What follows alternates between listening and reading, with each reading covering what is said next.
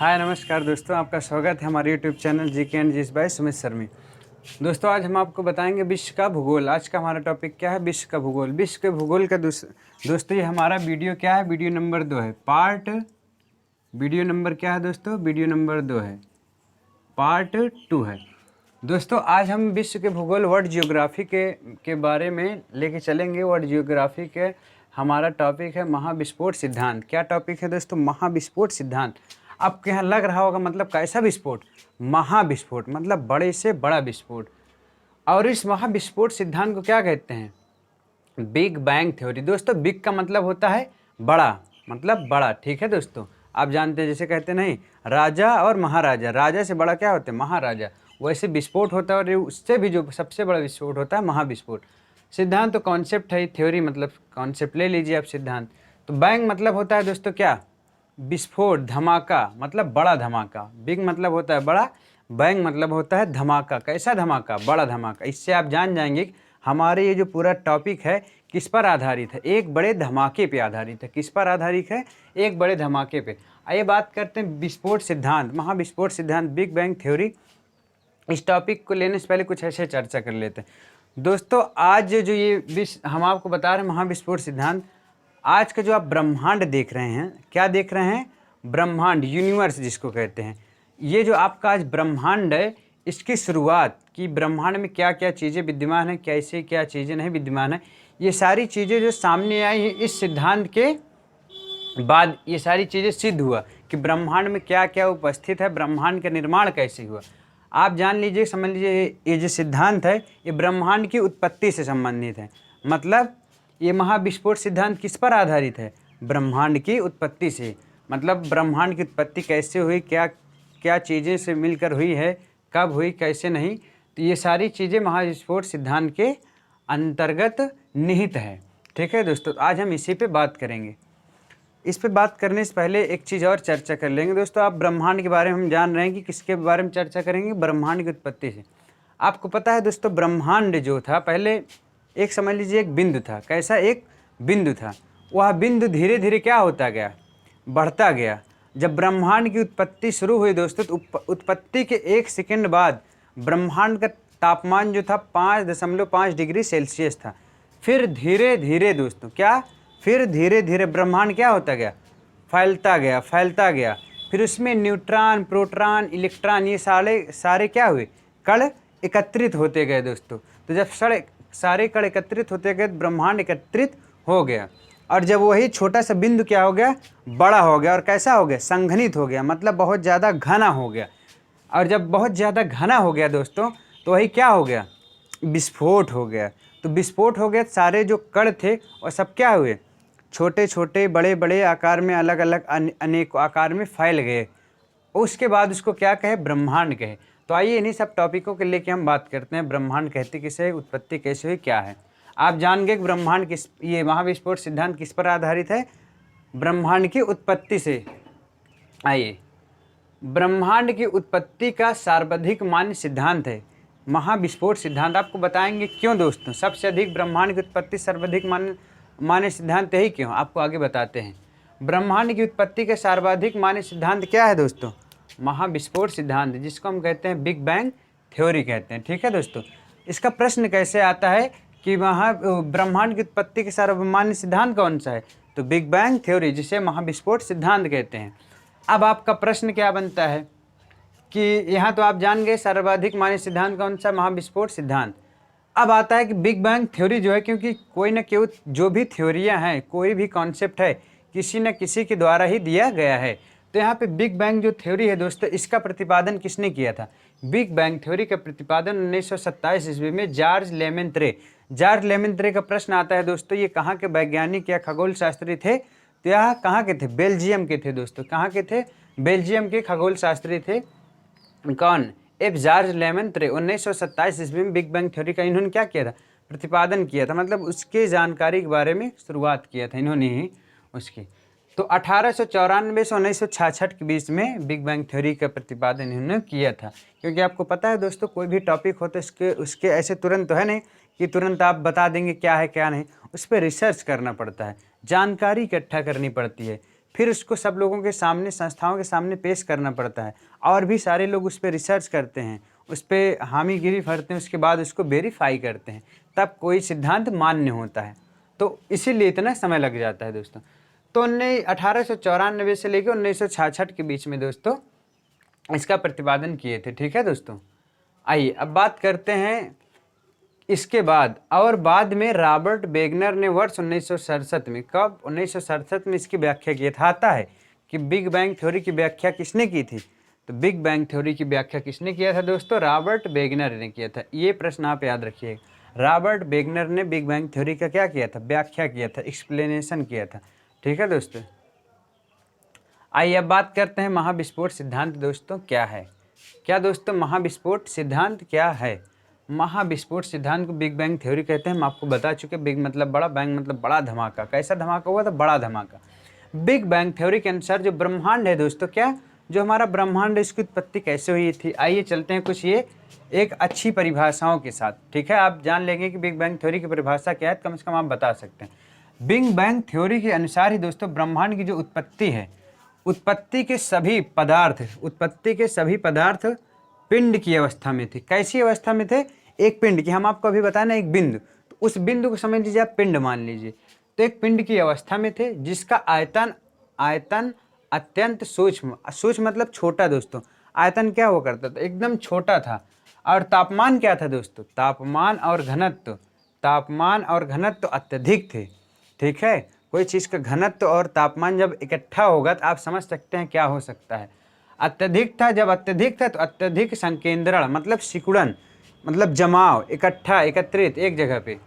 तो अत्यधिक संकेंद्रण के कारण इस पिंड में विस्फोट हो गया। मतलब ये जो पिंड था दोस्तों, इस पिंड में अवस्था कैसी थी? आयतन सूक्ष्म था, तापमान क्या था? तापमान और घनत्व अधिक था, और किसी चीज़ के विस्फोट के लिए इन्हीं चीज़ों की ज़रूरत होती है।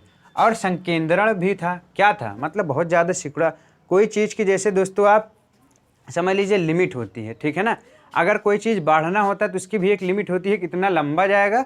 कोई चीज़ की लिमिट होती है कितना ये छोटा जाएगा, इससे मिनिमम भी नहीं हो सकता, इसके से मैक्सिमम भी नहीं हो सकता। तो ये क्या था? वो बहुत मिनिमम हो चुका था। तो बहुत ज़्यादा समझ लीजिए एक कमरे में दोस्तों, या एक सिलेंडर में, जैसे मान लीजिए एक सिलेंडर में 14.5 किलो गैस आता है, एक सिलेंडर में 14.5 किलो गैस आता है। अगर उसकी कैपेसिटी वही है, अगर आप उसमें 20 किलो भरेंगे तो क्या वो सिलेंडर में क्षमता होगी कि वह उसको ऑब्जर्व कर पाएगा? नहीं, क्योंकि उसकी क्षमता ही उतनी थी। अगर आप उसमें ज़्यादा भरेंगे तो क्या होगा? विस्फोट हो जाएगा ना। तो ऐसे दोस्तों ये भी था, इतना ज़्यादा संकेंद्रण हो चुका था कि इसकी कैपेसिटी ओवर हो चुकी थी, तो विस्फोट हो गया। क्योंकि तापमान, विस्फोट होने के लिए यहाँ तापमान, घनत्व, ये सारी चीज़ें पर्याप्त थी। विस्फोट हो गया। तो विस्फोट होने के बाद परिणाम क्या निकला दोस्तों? परिणाम में ये निकला पदार्थों का बिखराव हुआ और उनसे अनेक ब्रह्मांडीय पिंडों का निर्माण हुआ। अनेक ब्रह्मांडीय पिंडों में आइए जान लेते हैं क्या क्या दोस्तों। अनेक ब्रह्मांडीय पिंडों में दोस्तों आप जैसे जानते हैं ग्रह, उपग्रह, क्षुद्र ग्रह, तारे, सूर्य, ये सारी चीज़ें क्या है? ब्रह्मांडीय पिंड के रूप में ब्रह्मांड। और तभी से ब्रह्मांड में निरंतर विस्तार हो रहा है। आज भी दोस्तों ब्रह्मांड का आकलन या मापन नहीं किया जा सका है। ब्रह्मांड की विस्तार आज भी हो रहा है, ब्रह्मांड का निर्माण आज भी हो रहा है। कैसे दोस्तों? हम आपको बता रहे हैं कैसे। आप जानते हैं चंद्रमा किसकी परिक्रमा करती है? पृथ्वी की।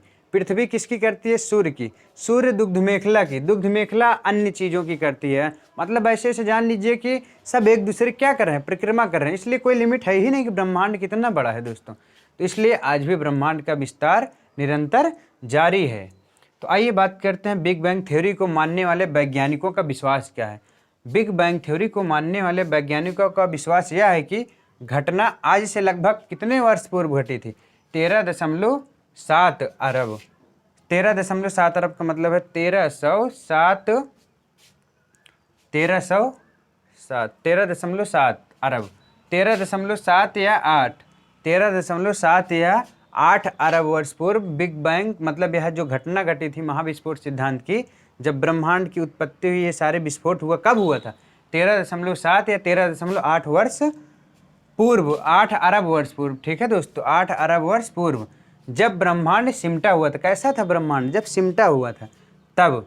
कब सिमटा हुआ? 13.7 या 13.8 अरब वर्ष। विस्फोट के कारण क्या हुआ दोस्तों, विस्फोट कारण इसमें क्या हुआ, सिमटा हर एक कण, जो जो कण सिमट कर बना था एक पिंड, जो जो भी कण मिलकर एक सिमटा हुआ पिंड बना था दोस्तों, वह क्या हुआ, विस्फोट के बाद फैलता गया, जिसके फलस्वरूप क्या हुई, ब्रह्मांड की रचना हुई। क्या हुई, ब्रह्मांड की रचना हुई। और यह विस्तार आज भी जारी है। क्या दोस्तों, यह विस्तार आज भी जारी है। ब्रह्मांड का विस्तार आज भी हो रहा है। जैसे हिमालय पर्वत आज भी क्या हो रहा है, उसका निर्माण होता जा रहा है, इसीलिए उसको नवीन वलित पर्वत भी उसमें एक श्रेणी है जिसका आज भी विस्तार हो रहा है। आपको पता है हिमालय की जो ऊंचाई मापी गई थी 8848 मीटर, अभी क्या हुआ 2003 में गणना की गई तो 8850 मीटर हो चुकी है। माउंट एवरेस्ट की ऊंचाई क्या हो रहा है, हिमालय की बढ़ती जा रही है। ठीक है दोस्तों, आइए, यह विस्तार आज भी जारी है। इस धमाके में आपको पता है दोस्तों, एक हिमालय से प्रश्न आता है कि हिमालय जहां आज है वहां पहले क्या हुआ था। वहां पे टेथिस नामक सागर हुआ करता था। क्या दोस्तों, टेथिस नामक सागर हुआ करता था। ठीक है, जहाँ पे हिमालय, ये प्रश्न आपका बहुत पूछा। आप सबसे छोटा सागर, सबसे बड़ा सागर जानते हैं दोस्तों। सबसे बड़ा सागर है दक्षिण चीन सागर, सबसे छोटा सागर है पीत सागर, जो दोनों चीन में है। आइए जानते हैं कि यह विस्तार आज भी जारी है। और इस धमाके में क्या हुआ, इस धमाके से अत्यधिक ऊर्जा का उत्सर्जन हुआ। बिग बैंग जो ये महाविस्फोट सिद्धांत है दोस्तों, जब यह पिंड का विस्फोट हुआ तो उसमें से क्या हुआ, उसमें से हुआ क्या, अत्यधिक ऊर्जा का उत्सर्जन हुआ। अत्यधिक ऊर्जा का उत्सर्जन हुआ, जिसके प्रभाव से क्या हुआ, आज तक ब्रह्मांड फैलता ही जा रहा है। आज तक ब्रह्मांड क्यों फैलता जा रहा है दोस्तों, क्योंकि इतनी अत्यधिक ऊर्जा का उत्सर्जन हो चुका है कि वह ऊर्जा क्या जा रही, फैलती जा रही। जैसे जैसे ऊर्जा फैलती जा रही वैसे ब्रह्मांड का क्या हो रहा है, विस्तार जारी है। ये आप जान लिए। और यही सारी दोस्तों क्या हुआ, यही सारी भौतिक मान्यताएं ही इस एक ही घटना को परिभाषित होती है, क्योंकि ये सर्वाधिक मान्य सिद्धांत है। नासा ने भी इसको मुहर लगा दी है। और दोस्तों इसलिए क्योंकि यह जब हुआ तो हाइड्रोजन और हीलियम जैसे तत्वों का जब खोज हुई तो और जानते हैं आप, किसी विस्फोट के लिए सूर्य में क्या हाइड्रोजन और हीलियम जैसे तत्व पाए जाते हैं। ठीक है, जो टेम्परेचर को बढ़ाते हैं, तो हाइड्रोजन और हीलियम जैसे तत्वों की खोज के बाद और सिद्ध हो गया, इस सिद्धांत को और मान्यता दे दी गई। ठीक है दोस्तों, आइए बात करते हैं विस्फोट के पूर्व ब्रह्मांड कैसा था, या विस्फोट के पूर्व ब्रह्मांड में क्या था। तो दोस्तों विस्फोट के पूर्व ब्रह्मांड एक परमाणविक इकाई थी। क्या दोस्तों थी, परमाणविक इकाई थी, एटॉमिक यूनिट थी। ठीक है दोस्तों, परमाणविक इकाई के रूप में था। अगर प्रश्न आता है कि महाविस्फोट सिद्धांत पहले ब्रह्मांड का आकार एक कैसे था, विस्फोट के पूर्व ब्रह्मांड एक परमाणविक इकाई थी, एटॉमिक यूनिट थी। उस समय मानवीय समय और स्थान नहीं हुआ करता था दोस्तों। जो आज हमारा मानवीय स्थान और समय है कि यहाँ इतना समय होता है, वहाँ इतना समय, यहाँ ऐसा स्थान है, वहाँ ऐसा स्थान है, ऐसी कोई भी स्थान या ऐसी कोई भी समय जैसी कोई अवधारणा अस्तित्व में नहीं थी। और विस्फोट के 3 लाख साल बाद दोस्तों, मतलब जब विस्फोट हुआ कब, 13.7 या 13.8 अरब वर्ष पूर्व ये विस्फोट हुआ था। तो यह 13.78 अरब वर्ष पूर्व के बाद, विस्फोट के 3 लाख साल बाद पूरा ब्रह्मांड हाइड्रोजन और हीलियम गैस के बादलों से भर गया। मतलब विस्फोट के बाद क्या हुआ दोस्तों, विस्फोट के 3 लाख साल बाद हमारा ब्रह्मांड किस चीज़ों से भर गया, हाइड्रोजन और हीलियम, जो अभी हमने आपको बताया, हाइड्रोजन और हीलियम गैस के बादलों से पूरा भर गया। और क्या हुआ, फिर 3,80,000, मतलब फिर 3 लाख, जब 3 लाख साल बाद ब्रह्मांड हाइड्रोजन और हीलियम गैसों से भर गया, फिर उसके 80 साल बाद, मतलब कितना, 80,000 साल बाद, मतलब कुल मिला के 3,80,000 वर्ष बाद अंतरिक्ष में सिर्फ क्या बचा दोस्तों, अंतरिक्ष में सिर्फ फोटॉन ही रह गया। अंतरिक्ष में क्या रह गया, फोटॉन रह गया। और इसी फोटॉन से क्या हुआ, तारों और आकाश गंगाओं का जन्म हुआ दोस्तों। किस आकाश गंगा और तारों का जन्म किससे हुआ, फोटॉन से हुआ दोस्तों। ठीक है ना, आप जानते हैं इलेक्ट्रॉन, प्रोटॉन और न्यूट्रॉन, फोटॉन एक अलग कण है, जन्म हुआ। फिर बाद में क्या हुआ, बाद में जाकर ग्रहों और हमारी पृथ्वी का भी जन्म हुआ। पहले आकाश गंगा और किसका जन्म हुआ दोस्तों, तारों का जन्म हुआ। ठीक है ना, आकाश गंगा और तारों का जन्म हुआ, उसके बाद ग्रहों जैसे चीज़ों का निर्माण हुआ, जैसे हमारी पृथ्वी इत्यादि का जन्म हुआ। यही क्या कहलाता है, यही सब सम्मिलित रूप को बिग बैंग थ्योरी कहते हैं, महाविस्फोट सिद्धांत कहते हैं। कुल मिलाकर दोस्तों आप जान गए होंगे हमारी पृथ्वी और ब्रह्मांड की उत्पत्ति कैसे हुई। दोस्तों अगर वीडियो अच्छा लगा होगा तो शेयर नहीं, सब्सक्राइब नहीं किए होंगे, सब्सक्राइब जरूर करिएगा। अपने दोस्तों को भी शेयर करिएगा दोस्तों, अधिक से अधिक लोगों को इसका लाभ मिले। और जिस भी टॉपिक पे वीडियो चाहिए दोस्तों हमें ज़रूर बताएं, कमेंट लाइक ज़रूर करें दोस्तों, ताकि हमें अच्छा लगे और भी अच्छे वीडियो दोस्तों बनाएं। धन्यवाद, मिलते हैं अगले वीडियो में दोस्तों।